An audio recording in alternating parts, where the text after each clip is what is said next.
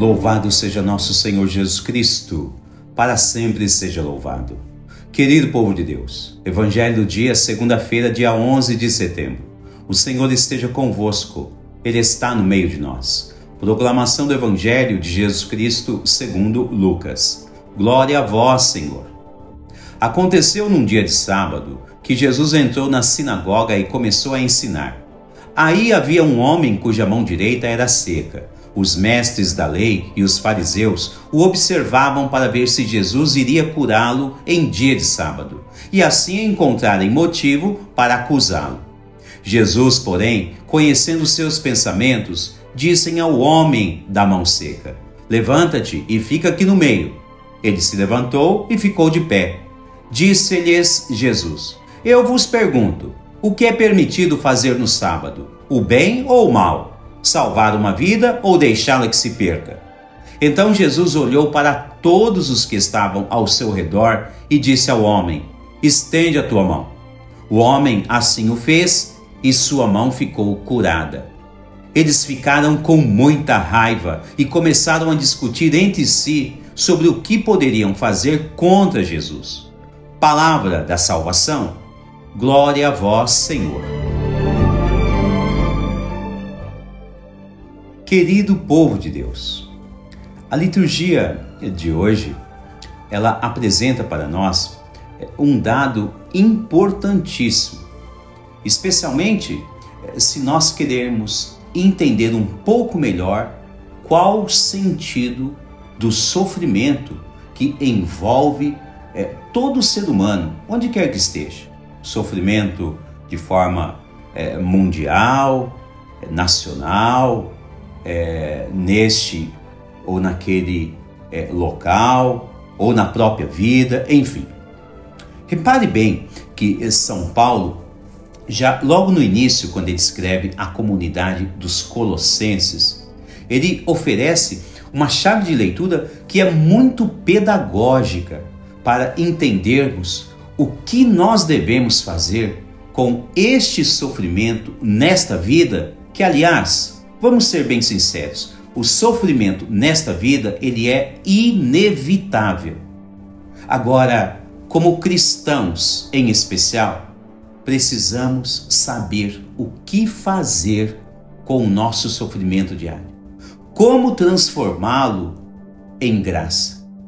Veja só que São Paulo, na primeira leitura, ele deixa entrever em sua mensagem que ele se uniu a Cristo de tal modo que agora tudo o que acontece na vida dele, ele também une a pessoa de Cristo. Aliás, em uma outra passagem, em uma outra carta de São Paulo, quando ele escreve aos Gálatas, ele vai dizer assim: já não sou mais eu quem vivo, é o próprio Cristo que vive em mim.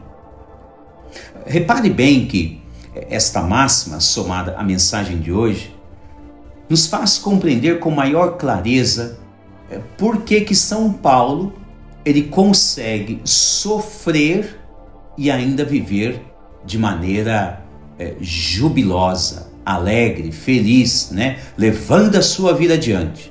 Ele não para nos sofrimentos, ele não fica lamuriando, ele não fica reclamando da vida ou sofrendo mais ainda com os tipos de desafios que ele vai enfrentando em cada missão ou em cada comunidade que ele funda. Não. São Paulo ele deixa claro, ele aprendeu a unir o sofrimento desta vida à vida de Jesus Cristo. São Paulo ele une a sua dor com a dor da cruz de Cristo. Olha só que coisa interessante. Aqui está para nós um detalhe importantíssimo, que por vezes o ser humano se esquece realmente de que se nós vamos sofrer nesta vida, ora, então devemos aprender a tornar o nosso sofrimento em graça. E isso nós só conseguimos fazer nesta visão de São Paulo, quando nós nos unimos a Cristo a tal ponto que o próprio Cristo também toma as nossas dores. Ou seja, se isto acontece, então é fato que todo o sofrimento que São Paulo passa por esta ou aquela pessoa, por esta ou aquela comunidade, todo o sofrimento dele será transformado em bênçãos em sua vida, em graças. Vamos lá, querido povo de Deus. Vamos imitar os passos de São Paulo. Vamos nos unir a Cristo, né? E quando nós falamos unir a Cristo, em primeiro lugar, devemos aprender a ouvir a voz de Cristo. É precisamente aquilo que está acontecendo no Evangelho de hoje. Reparem bem, querido povo de Deus, que hoje é destacado no Evangelho que Jesus anuncia a Boa Nova dentro da sinagoga, mas num dia do sábado, num dia de sábado, melhor dizendo. E aqui vale a pena lembrar, para quem ainda não sabe, né? Naquele período de Jesus, os dias de sábados eram sagrados para os fariseus. Segundo a lei farisaica, não poderia se fazer praticamente nada em dia de sábado. E agora Jesus ele está na sinagoga no dia de sábado e naquela ocasião está lá uma pessoa enferma com o seu braço direito ali entrevado, né, paralítico. E Jesus percebe aquilo. Jesus nota o tipo de sofrimento, o tipo de dor que aquela pessoa está passando. E então notem que o cenário ele nos convida também a sabermos escutar a voz de Cristo e também aprender a ficar do lado de quem pode realmente nos ajudar e nos salvar.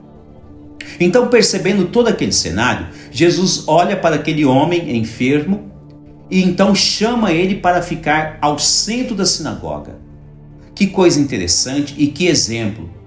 Aquele homem, sabendo que os fariseus eram contra Jesus, mesmo assim, aquele homem decide ficar do lado de Jesus.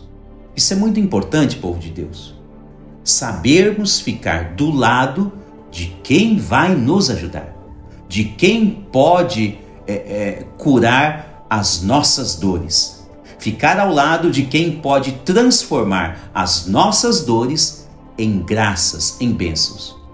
Ora, quando aquele homem obedece à voz de Jesus e fica contra todos aqueles fariseus, aquelas outras pessoas que eram contrárias à presença de Jesus ali, então Jesus se compadece com a ação daquele homem. Jesus diz para aquele homem, então, estender a sua mão. E mais uma vez, obediente à voz de Jesus, ao escutá-lo, a mão daquele homem é totalmente curada.